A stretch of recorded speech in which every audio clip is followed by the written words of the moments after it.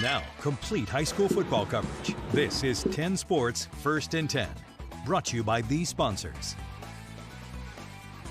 Welcome to the big show, everybody. Region semifinals are momentous occasions, just like the Artemis rocket launch this week. So we are channeling space exploration.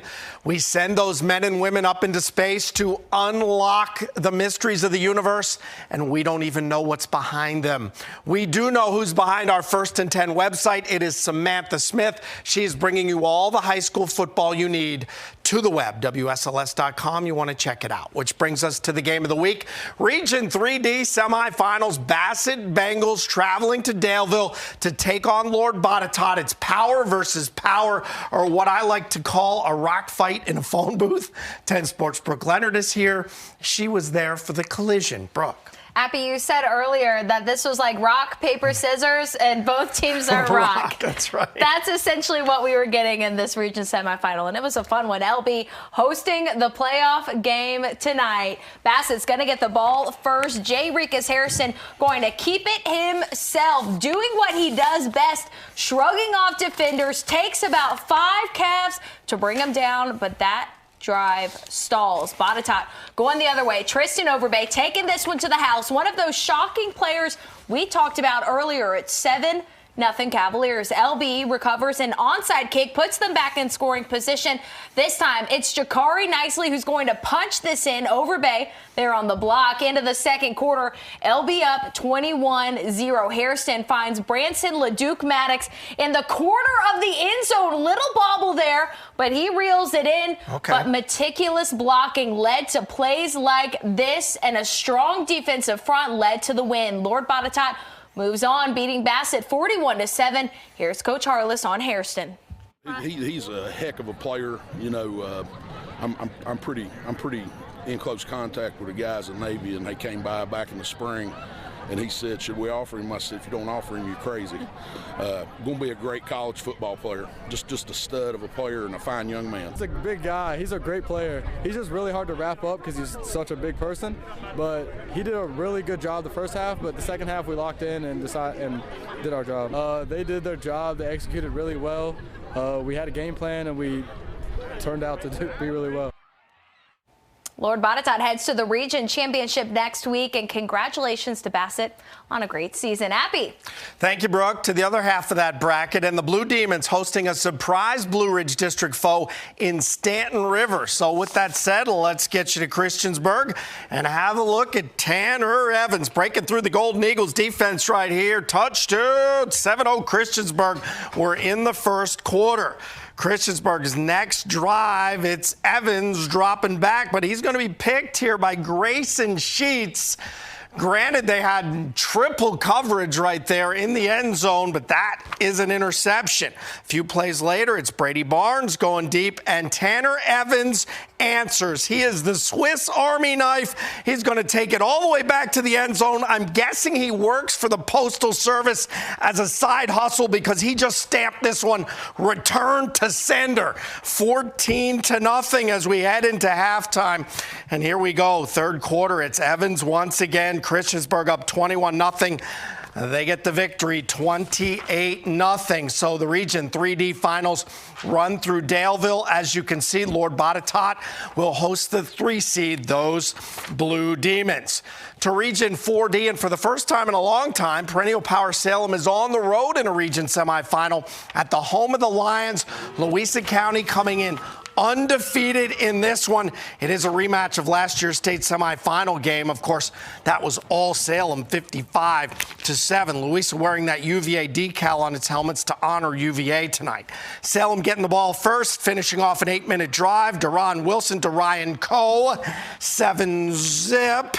Look what happens on the ensuing kickoff. Louisa freshman Savion Hitter going 84 yards for 6, and this game was tied at 7. But Salem, not rattled, answers right back. Peyton Lewis breaking through, and he's going 47 yards to the zone. Extra point no good, but it's 13-7. We're still in the first quarter. Lewis striking again, this time on the receiving end of a 25-yard pass from Wilson. Salem extending its lead to 19-7. Pretty throw and catch right there. Later in the game, it's 25-13, and this is when you know things are going well. Salem attempting a field goal. Looks like this is a botch, not a fake, but regardless, it works. Deron Wilson going to Wesley Cross. Salem would score a touchdown on the next play. 54-37. The Spartans are victorious. Now, last night, Amherst County was at EC Glass. We're at City Stadium, and in the cold, it didn't matter. This is Tayon Mosby at 7-0 Glass in this one, and once again, Glass hits the ground running. Amherst, though, going to be ready here. James Morris on the recovery of the fumble. Amherst drive, though, would stall.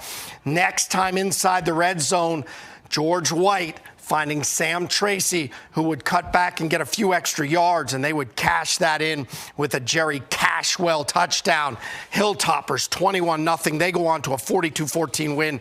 They will, as we go to the bracket, host the region title game. It is Salem at EC Glass coming up next week. Class 5 semifinals, Patrick Henry on the road at Mountain View tonight in Stafford. This is a rematch of last year's 5D semifinals, won by the Wildcats 42-12. That game, though, was a one-point game at the half. That said, same kind of result, Mountain View over PH 45-9. And as you can see, Stonebridge, who's the two-time defending state champs, taking out Riverbend 50-29. So a check at that bracket, and Mountain View will travel to Stonebridge for that final. Speaking of traveling, I've traveled too far and seen too much to ignore the despair in the galaxy. Without the Jedi, there can be no balance in the Force.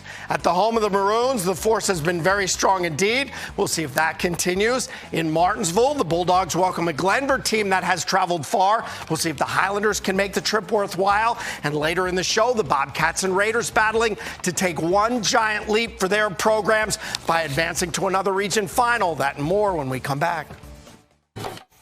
All right, Galax would be usual suspects, if you will, at this time of year in Region 1C, but George Wythe won the Mountain Empire, and district rival Grayson County has had a monster season, setting up tonight's battles.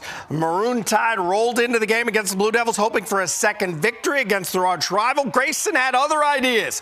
After a scoreless first quarter, quarterback Austin Dow, that's McAllister Goad, who hits the corner. That's a 20-yard touchdown, 7-0. Galax going to the passing game. Tommy Jones picked off by Austin Dow's returning it down to the 14-yard line. Next play, it's Austin Dow to Chase Poole, and he is headed into the zone. 14-yard touchdown, 14-7. Grayson County Blue Devils. Early in the fourth quarter, our reigning player of the week, Tidron Tucker, taking the direct snap and getting in for 14-7. But for the first time in school history, Grayson is into the third round of the playoffs. They will head to the region finals. Congrats to them. 21-14 is your final. All right, this one jumped out at me as one of the most intriguing matchups of the night. Pioneer champ Narrows at Mountain Empire champ George Wythe. 10 Sports' Eric Johnson has more. We had quite the collision of district champions here tonight. George Wythe, a team that's very big and physical and has been battle-tested throughout the season. Narrows, a squad that has a star-studded lineup with talent in all of their skill positions that offer lots of speed. All of that came to a head tonight here at Pendleton Field. Both sides are ready for this one, cranking up the heat on the sidelines. We needed that, and the action was just as good. The Maroons started things off the right way on the ground. Ben Jolly taking it up the middle for the first score of the game for the 7-0 lead.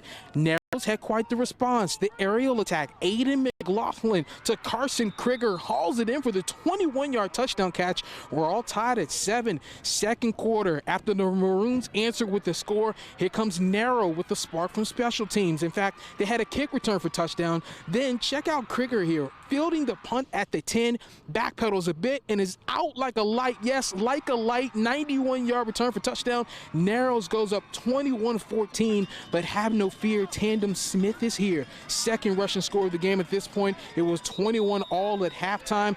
In the second half, the Maroons defense forced 2 turnovers. That made all the difference. First here, Luke Jolly, what goes up must come down. He gets the interception. It turned into this rugged Ben Jolly touchdown run. Have a holly jolly Friday night, will you?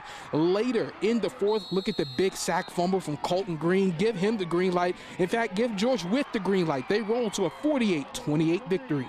I had to switch up so much coverages and stuff just for those kids, like trying to double cover them and then trying to act like we're having pressure and then we're not bringing pressure. And I knew during the week that I told these guys, I was like, guys, we got to get pressure without me having to send it because I just can't man them up all the time. I mean, hey, they're very athletic. Their quarterback can roll out, just try to contain outside and work a move when we could. Narrows is a very good football team. You know, we were coming in trying to stop their pass game from happening, and we did just that. You know, they had a few big plays, but we kept it all pretty contained there. George Wythe will now welcome in Grayson County next week for the region title.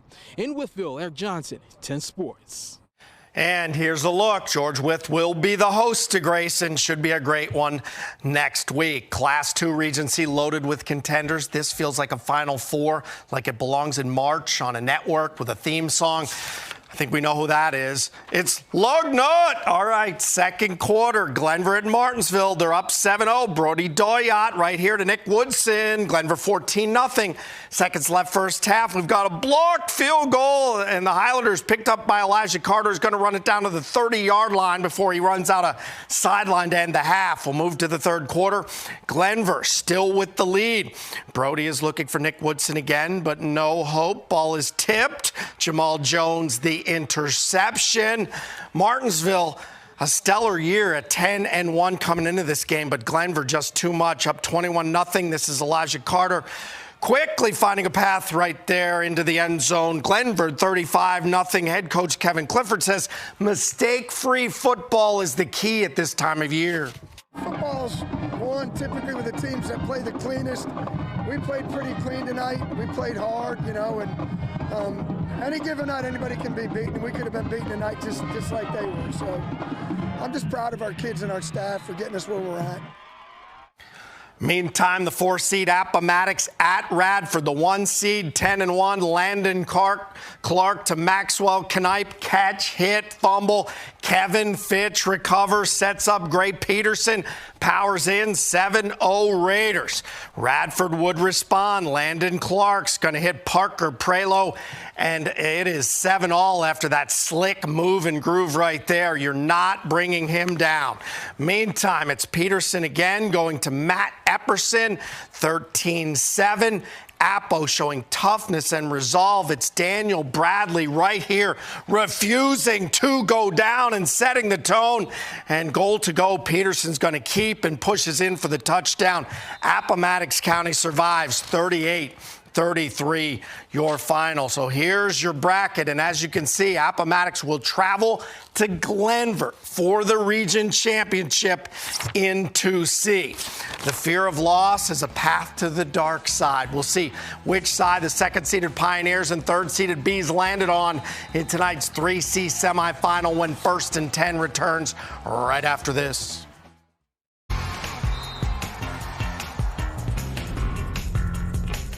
We are back, and Brooke, I think we knew the possible collision course Heritage and LCA were on after that first really tough meeting. Half of it, at least, we can set tonight. Yeah, and Brookville has been on fire all season long, but Heritage seems like they've been catching new wind as of late. And, you know, Brookville and Heritage matching up tonight. Brookville wearing decals in honor of UVA tonight. Bees taking the direct snap to running back Michael Vire. They go up 7-0. Then Heritage in the red zone. Jaseer Bateman rolling out. Little spin cycle. Scrambles in for the score to tie it up. Later, Bateman hands off to Rajon Booker Felder, who literally books it straight to the house. Pioneers on top by a score. Look at him go. Then third and goal. Bees Drake McDaniel to Jalen Pennell, who muscles his way in. All tied up at this point, but Heritage is going to pull away 49-21. They will face the winner of this game tomorrow. Liberty Christian Turner Ashby. They will be playing tomorrow night at 7:30 at Liberty Stadium. Here is the bracket for Region 3C. All right, we're almost to the end, Appy. There it is. And again, LCA with a win will get to host. And if Turner Ashby were to pull that upset, Heritage would get to host that game. All right, moving on. Coming tomorrow afternoon is North Cross. They'll host the VIS Division II state title game. The Raiders come in 10-1. They'll get 9-1 Atlantic Shores Christian for all the marbles. Speaking of all the marbles, state titles on the line in volleyball tomorrow. So let's remind you, Hidden Valley, Auburn, and Glenvar all vying for state titles tomorrow at the Salem Civic Center. Should be a good day of state volleyball. We've got other scores for you, including Liberty falling tonight at home 76-72, and VMI on the road as well, falling to what is a rival in Longwood 90-58 was your final. All right, logic is the beginning of wisdom, not the end. 'Twas a fine show indeed. As always, we'll see you next week.